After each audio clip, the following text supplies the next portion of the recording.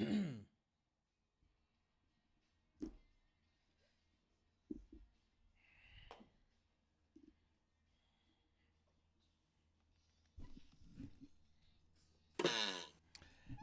welcome to Weather and Ag in Focus, 107 in the afternoon on this Tuesday, November 26th. Temperatures outside a balmy 80 degrees with a light southwest wind. Oh, wait, that's Phoenix. Never mind. Hold on. That's Phoenix, not Fargo. Yeah, nice. Oh, man. Temperatures in the mid-teens across much of the area, and we're not going to warm up a whole lot today. And we've got even colder weather coming our way as we head into the upcoming Thanksgiving holiday weekend. So, Bridgette, are you all ready for Thanksgiving? You have everything prepped, ready to go? Or? I'm sure, like many others, you're looking at the turkey going, is it time? Should I thaw you now? I listened to a podcast from a guy who's just a genius in marketing out of Ontario, and he talked about the origins of the Butterball hotline. Oh. And when it first started, it was 3 home economists with a 3-ring binder with just a few bits of information in it. And this was in the 80s. And they expected that 3 people could handle it. They had 11,000 phone calls in the first run. How many people do you think actually, did they say how many people actually use that the day of? Oh, it's in the hundreds of thousands of people. And they said some of the most memorable ones are the gentleman who called and said, could he throw the wrapped turkey in the bathtub with his kids to get it to thaw a little faster? The newlywed in her bathroom whispering in the phone because she was afraid she'd messed up and her mother-in-law was there.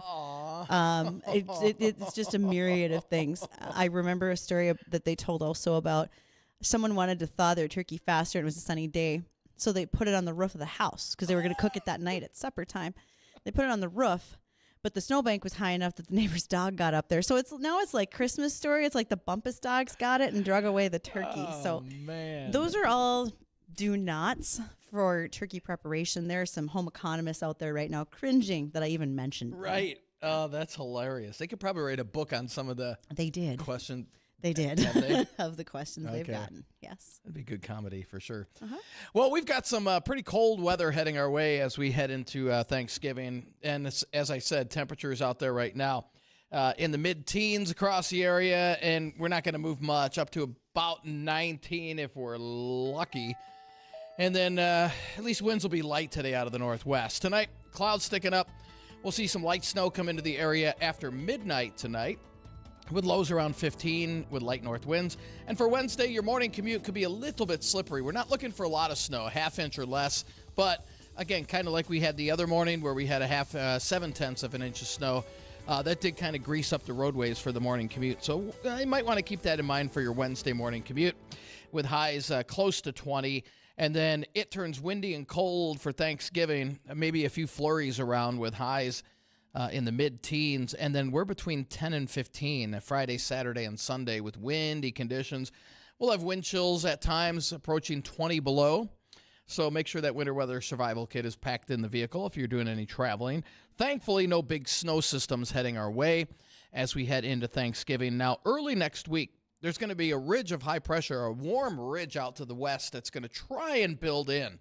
But we're going to see these little clipper systems ride over that ridge and dive into the Great Lakes. As they do, we will see quite a few chances, it looks like, for light snow next week as that warm air tries to push in but just can't quite make it. But at least we should rise back up into the 20s for next week, even though it'll carry with it a few chances for snow as we head into next week.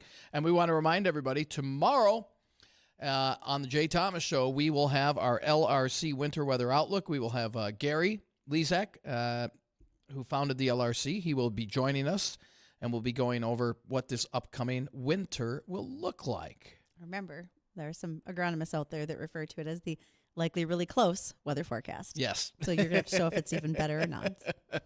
Well, and Gary will go over of how it works for anybody that's joining us that is new. How each year is different. This year, I think last year we had a 43-day cycle. The cycle length this year has not been set yet. We're seeing signs that might be happening very soon. It could be close to that 60-day cycle, which is one of the longer ones. But once we get that cycle length set, we can time out these storms, the cold snaps, the warmer weather when it pushes in, and how it'll affect our upcoming winter. We might dive in a little bit to spring, but I think we're going to hold this mainly to winter, as we'll have our spring outlook coming up in March. I got 3 months of travel ahead of me. 4, actually. So I just need to know those things. Well, you can rest assured. They'll happen when I'm there. Typically. Or on my way. Yeah.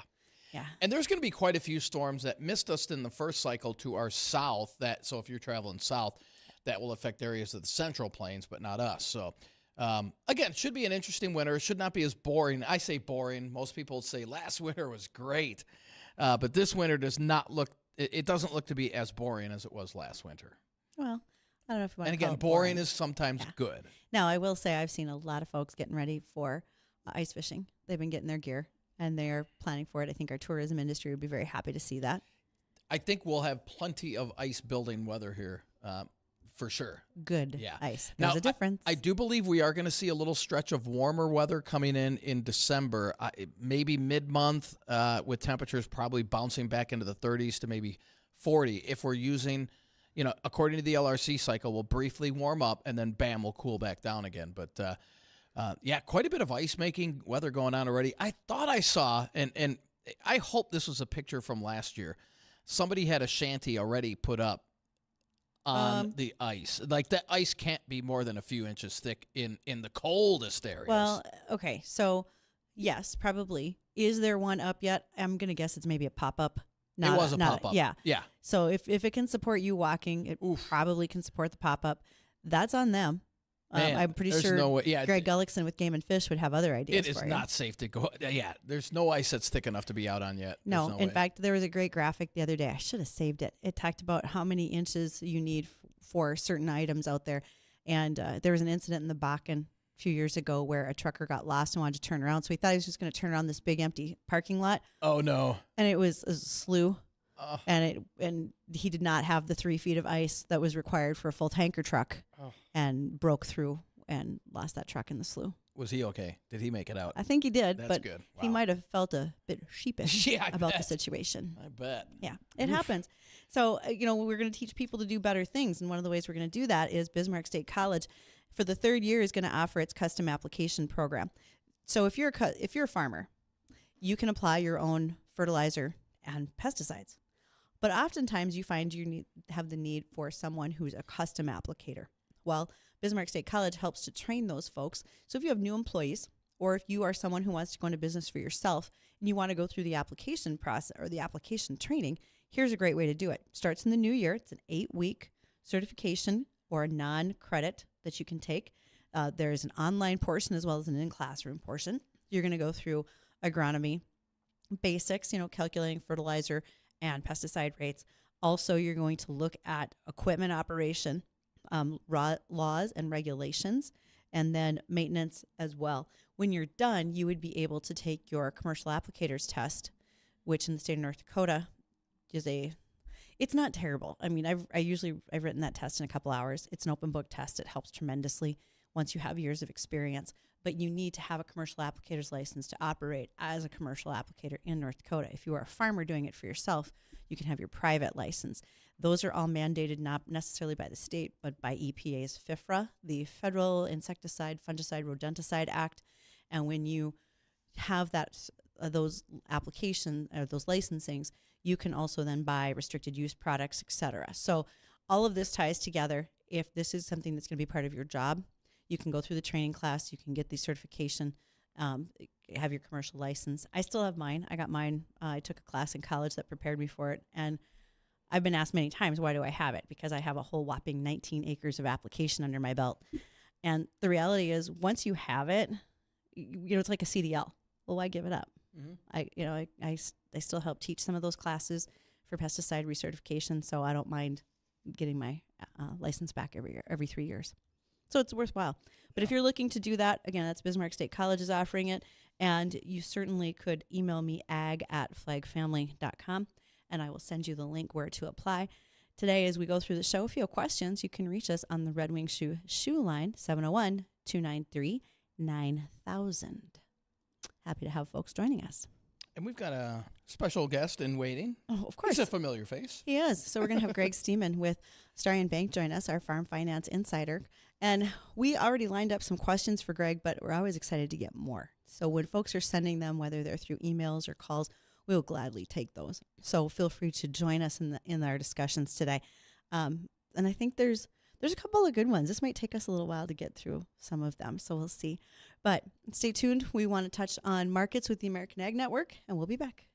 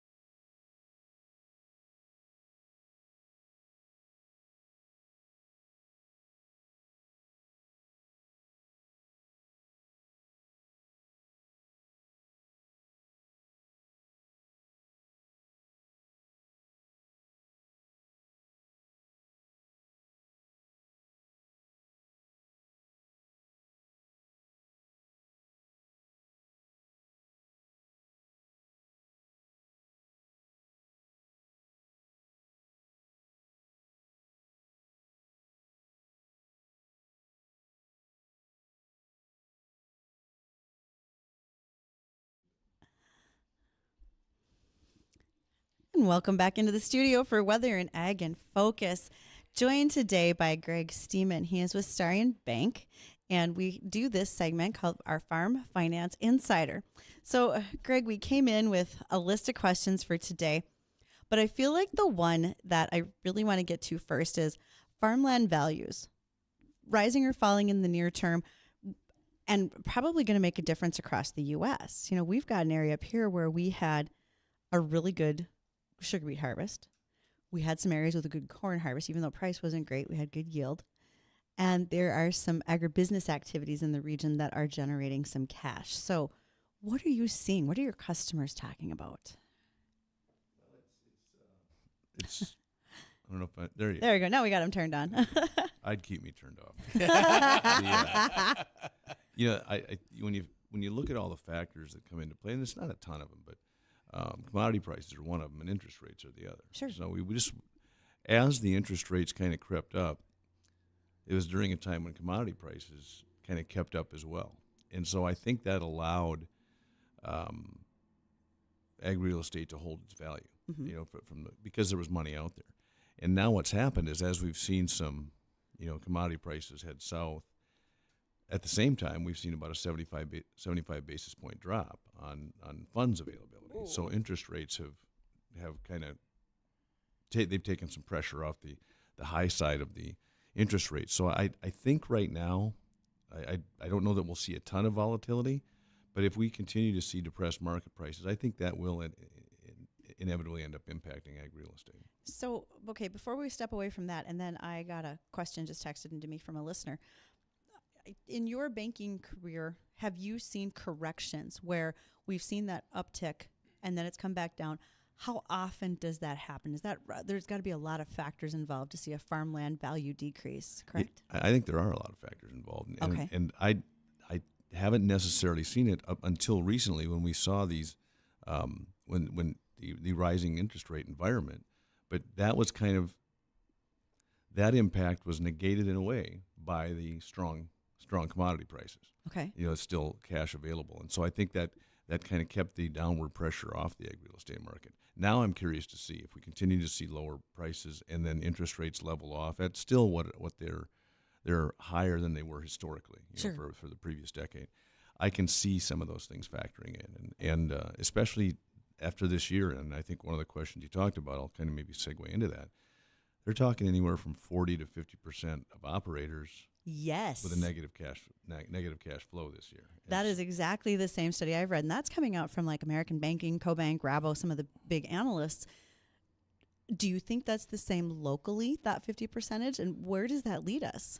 Well, I mean, it's I don't want to say uncharted territory. It's uncomfortable territory at times, but this is the reality of farming, is that there's going to be years when you have corrections and when you take a loss just because you can't control the commodity prices.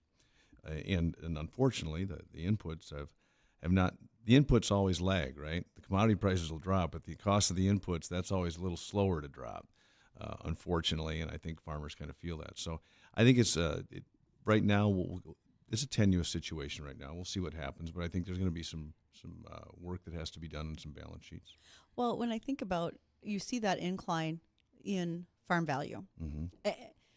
When it comes back down, it never goes back down to the previous level, correct? So it sets that new low in the market. Yeah, I think that's fair to say. And so, and you'll see, it looks like an EKG at times. You like to see it smooth, and predictable, but it's not always that's not always the case. So I think it's really a year by year situation, and I think right now we're going to see some people who are maybe hesitant on making some of those big purchases, whether it comes to ag real estate or machinery or things along those lines, because I think they're going to have to prioritize what they're going to do, and if they have to do some, put some debt on some, intermediate or long term assets, those are discussions that'll have to take place. And Greg, we've got a new administration coming in January, and they're already talking about tariffs on Mexico and Canada. And how will that affect the farming community? People don't know. I mean, there's a lot of predictions out there, but you don't necessarily know. I mean, well, first of all, we're dealing with a president who we've experienced his administration prior, right?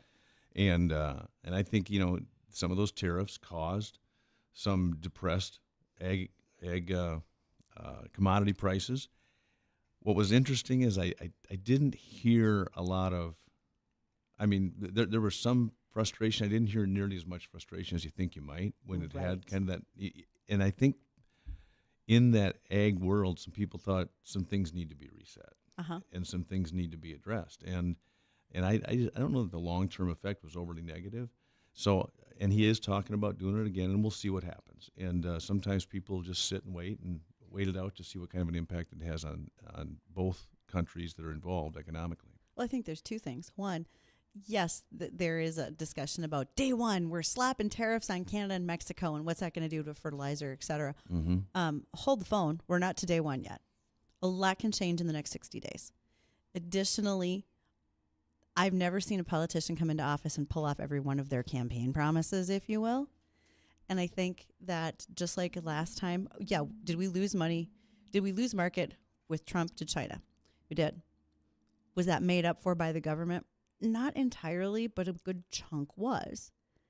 And to be honest, I just have a feeling that you better be real close and tight with your marketer right now, with your grain merchandisers and marketers right now. They're going to watch those incremental moves and really jump on them when the time is right. I don't disagree with that. And going back to your point, saber rattling always, Sure. It's commonplace. Yeah. And sometimes it's not necessarily the threat of what they're saying. It's the threat of discussing it is that it will move markets at times. Yeah. And so I'm with you on that. And I think people are going to want to, manage profit taking as best they can. Like you said, maintain close relationship with your marketers. I think those things all matter. So it's going to be interesting to see what shakes out. And will it be necessary? Sometimes the threat of something forces the conversation to happen before the action ever takes place. Of course it does. Yeah. And typically that's the value they're looking to get right now. That's already happened in some cases, by the way. Okay. So this is a listener question. Is there any involvement of crypto in ag business or finance? And any thoughts on that as a banker? Thank you for the question. I am not any type of an expert with crypto. Now, that does not mean it's not involved. I don't deal with it. Okay. And to a certain level, I don't think our institution does. I don't mean to speak for our entire institution because I haven't visited with every single banker, but I will tell you, I'm not familiar with it. I'm not going to pretend to be an expert on it. Okay. Well, and I would say I don't hear it commonplace, but man, is there discussion about that? Because there are some farmers who have said, okay, if you're going to pay me my dividend or my rebate check or whatever it is and what program I'm in, pay it to me in crypto. Some would like to see that. I believe it. And what I do think exists right now is extremely varying levels of understanding of it. And my whole thought process is until I believe I have a firm grasp of it, I'm not going to. It's the old, I have enough information to be dangerous. Sure. I don't want to be that type of person when it comes to crypto, especially in the banking side of things. Well, once you learn more, could you just kindly teach me? Because I got zero. Yeah, over there here. you are. Well, and it's gaining traction over the last, But there 5 also to 10 years. there's some folks that bought crypto in about 2019 and then sort of forgot about it, and all of a sudden saw really big returns this last year. In the last 30 days. So it can matter. Oh, definitely, without question. Do you put that on your balance sheet? When I come in to talk to you about my operating loan, what do I have to tell you, Greg? That's interesting. It depends on how heavily leveraged you are, I suppose, and where you're at with it. Mm-hmm. I mean, does it have value? It certainly does. Yeah. It's somewhat volatile, but at the same time, it does have value, and there's real money invested in it. So, my guess is you probably could. I don't know that we would use it as collateral. Oh, fair enough. Yeah. Okay, so one more question that we've had poised for today. Recreational hemp is legal in Minnesota. North Dakota and South Dakota haven't gotten there. And I know that there's always been talk around hemp being a cash business, that type of thing. So let's say I'm farming and I want to raise hemp as a cultivated crop for recreational marijuana, which, by the way, I'm having a lot of trouble getting anybody who wants to talk about how to do that on radio. So, but if I were, how do I do that with you? Is it something that we could actually do a bank loan on? Well, it's a great question. And you're going to get it eventually, right? Yeah, and I did from you. And to the point, I love our state. I called the Commissioner of Financial Institutions, or I emailed Lisa Cruz, the Commissioner of Financial Institutions. Oh, get the big guns. But that's anybody can do that in this state, and that's what's great about it. And about 20 minutes later, my phone's ringing, and it's from the Capitol, and that's North Dakota, right? Mm-hmm. Accessible leaders. I'm grateful for that. And she said it's an interesting question because, technically, federally, it's still, the marijuana. It's federal law will supersede local law, right? And it's technically illegal at the federal level, even though it is approved for production. Hemp, when it's stored at a certain temperature, they say the values or the levels, certain levels will vary. Yep, the THC levels. Yeah, and so what you end up with is it depends on the institution, to be quite honest with you. Number one, going back to what we were kind of joking about with crypto, we're not going to use it for security for a loan. Yeah. if you were trying to work with somebody, that would probably be the first thing is, hey, we're not going to even value your crop. Sure. We're going to use something else to secure a loan, though. Even though you've shown that you can generate a profit by selling this product, it's you get into the safe banking rules, and I believe both Kramer and Hoven are working at the federal. I think there's a fair amount of work happening at the federal level because of the production. Yeah. That's been approved, whether it's recreational, marijuana or hemp, whatever it might be. It's probably not going to go the other direction. It's only going to expand. So there are some banking issues to it. Sure. And that was what Lisa was kind enough to share some of that information, is that, that the hemp is obviously legal, but as far as levels, how it can be used, things like that, banks have to be careful when it comes to what type of projects they're financing. Well, when you said it's not legal at a federal level, does that factor in when we talk about things being FDIC insured? Absolutely. Oh. Absolutely. Oh. When you look at federally, FDIC insurance, and that's how that impacts the banking world, and then you're dealing with, different states applying different statutes when it comes to marijuana, things along those lines. It's an easier line to stay on one side of if you're a financial institution. Put it that way. To get this right, my farmland's going to be higher valued when I take out a loan in crypto to raise my marijuana. I hope you have a lot of cash on hand. Put it this way. That sounds like a locked facility if I've ever heard one. That's right. Good try, though, Bridgette. Well, I just want to put all the pieces together. Right? You cannot play the game if you don't know all the rules. Okay. Greg, thank you. And just any last advice to your depositors, your farmer operators who are coming in right now getting ready for end of year? Well, I think it goes back to what you said. Stay in close touch. We've kind of, I don't want to say joking, we've addressed like your producers can kind of have a board of directors at times, whether it's your tax accountant, whether it's your attorney, whether it's your marketer, whoever it is. I just think maintain those conversations. And because profitability it's a thin margin. It's on one way or the other. And profitability matters, and timing matters, and having timely conversations all have great value. Oh, man. Okay, so that is going to be very, very helpful. We'll have a whole long list for you again in December when you come back. Look forward to it. Happy Thanksgiving. Thanks, as Greg. well. You too. Thank you, Greg.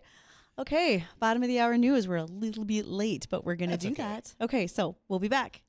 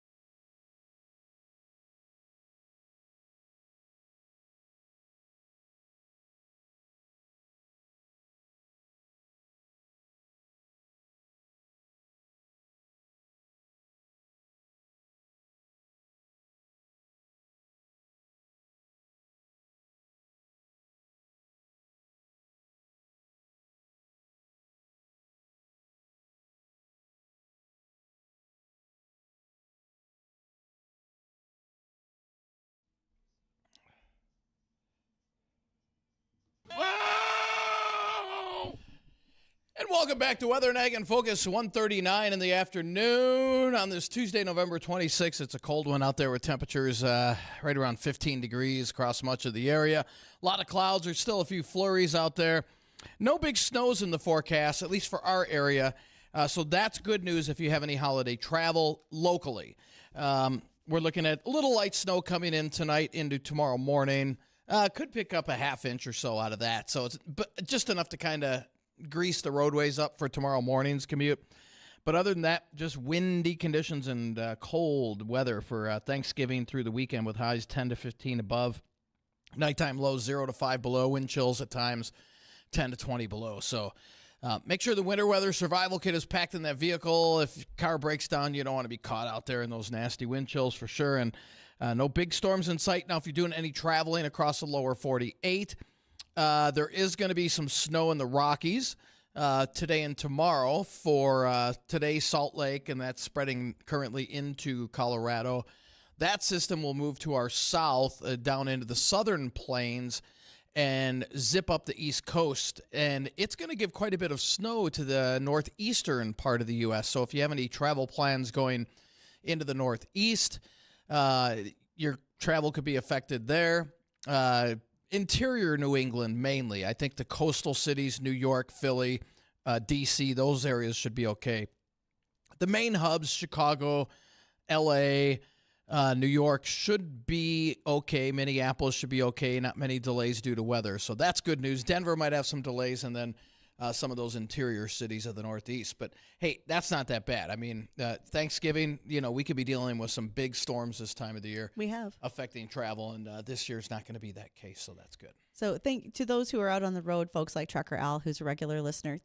Thanks, Al. He dropped off a calendar and a Leadstone catalog for me. Leadstone is an animal veterinarian supply. Excellent. So thank you for that, Al. I appreciate it. He's always thinking of us. He really does. And then also to those who are students who are going to be on break over Thanksgiving, don't forget to get me your applications for the Weather and Ag and Focus Assistant Ag Director. I need like 12 students. I need one every month. Somebody new to come in. I'll work with you on the days that you can be here when you're not in class.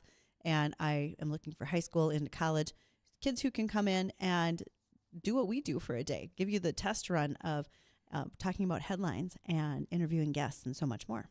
So looking forward to those. It's a great experience. I hope so. And my mom and dad always told me that any chance you can get for an internship when you're still in high school, you take full advantage of that because any experience you can get under your belt before you get out of school, that's bonus. When I was hiring interns and trainees in my past career, I often said you have to find out what you like and what you don't like. And here's a great way to test drive That's perfect, no doubt. Yep, learn more. No doubt. So, and there's plenty of things going on in, what's happening farming-wise at the moment.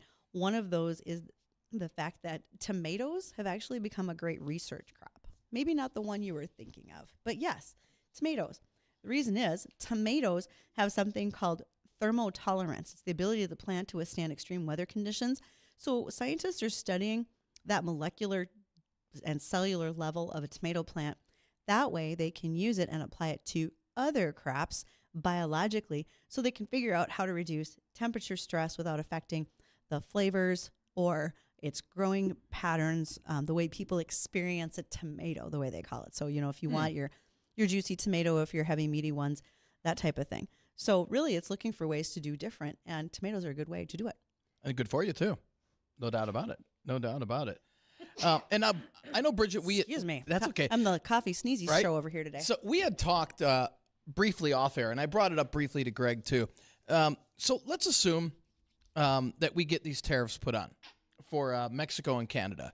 And this could really affect, you said, in terms of farming, this could eventually affect the price of goods. How is that? Okay, so when you think about a lot of our fertilizer that comes in out of Canada, as well as Russia, and when we put tariffs on, that increases that cost to the farmer, so that increases your input cost, which eventually is going to trickle down to us at the consumer level. So will we see effects from tariffs? Of course we will. But just like Greg was talking about earlier, we don't know exactly what that's going to look like yet. I know this sounds silly. Trump's going to take his administration in on January 20th. That's a long way away. It is. That's a lot of stuff that can happen. Now, can we produce some of that fertilizer here in the U.S. instead of importing It's not it? production, it's mined. So if you don't have a mine, you're not going to be able So to there's find not. it. All right. And it's been really cool. I have toured some of those mines, like up at Esterhazy, and when you go down, so I was in a potash mine, and when you go down below ground, probably about a half mile, and then you drive out underground 4 or 5 miles, and you're in like these little Jeep things, and you ride out there, and the mining machines look like giant bear claws that just turn, and they grind away, and then they have an overhead conveyor that lifts that material up and takes it back to the main shaft where it gets taken up to the ground level and then gets processed. But when you're driving out in these little cars, they will stop you. And they'll say, okay, it gets a little dark down here. And they turn off the lights on the little Jeep. And that is the blackness where you can't see your hand in front of your face. It is amazing. It is wild. Interesting. And you are that far out underground. How far underground are you? Do you know? A half mile. We were about a half mile, 3/4 of a mile down, and then we drove out 4 or 5 miles underground to the mining site where they were currently pulling material. It was cool. Interesting. I did that with a whole busload of farmers. We took off. We did it 2 or 3 years in a row. Took off and went up to Esterhazy and spent the night, had, supper, and then the next morning we would tour the mine. So if you're claustrophobic, it's probably not the place to be. I don't know, because you're in a very wide, like, alleyway. It's probably 3 dump trucks wide. Okay. It's not very tall Right. because everything's running on overhead conveyor, and you're sitting in the back of a Jeep, but it's dark. It's real dark, and it's warm. And when when you come out, because you're in a potash mine, you come out, you just feel salty, because that's really what it is. So when you would like touch your face, you could feel the grit of the salt, or it'd be on your lips if you licked your lips. Yeah, it was really cool. Interesting. Yeah, so I can say I've been that far underground. Wasn't hell, but it probably close. That might be a little deeper, right? Who knows? Grandma always said I was working my way towards. So didn't say she was wrong. Oh, man. Okay, so also, we've gotten snow in the western part of the North Dakota, but we do realize that there is cover crop that has to be seeded, because we know that with the wildfires that went through, we burned off so much of that plant material. There is something that's called dormant seeding. If you haven't had a chance yet, and if they could have gotten into it before the ground froze, you could actually have dormant seeded, put the seed in the ground, and then just waited for moisture to come around, like in the spring. I don't know how much of that got done, but there are several programs that are trying to encourage the amount of cover crop that we use. In fact, even by the year 2030, most organizations that promote cover crop are looking to almost double the acres that they have. And that's just a way to prevent more erosion as well, because without any ground cover, we're going to probably, in high winds in the spring, we will likely see quite a bit of dirt moving. At that point, sorry, Sarah, it's not soil. It's dirt when it's in the air like that. And boy, we still need a lot of precip out west. And boy, there's just not a lot in the forecast out there. There's some, but I mean, they came into this fall with extreme drought in the far western part of the state into eastern Montana. And I honestly don't see that changing a whole lot over the winter. Hopefully, as the storm track lifts north during the spring, that some of those active storms that were to our south will affect areas in that 3rd and 4th cycle out in the western part of the state, or it's going to be a long summer next year. We're going to hope for the best. Yeah. Just remember, not the first time we've had severe drought in this state. Yep, no doubt about it. No doubt about it. All right, well, we're going to take a quick break here. When we come back, we'll hit on a few ag topics. We'll recap the weather quick for you. And also, don't forget, tomorrow, mark it on your calendar, 2 p.m., right after Weather and Ag, we'll have the LRC Winter Weather Outlook on the Jay Thomas Show. You don't want to miss that. We'll have Gary Lezak on, and I'm sure he'll be answering plenty of questions. So don't go anywhere. We'll be right back.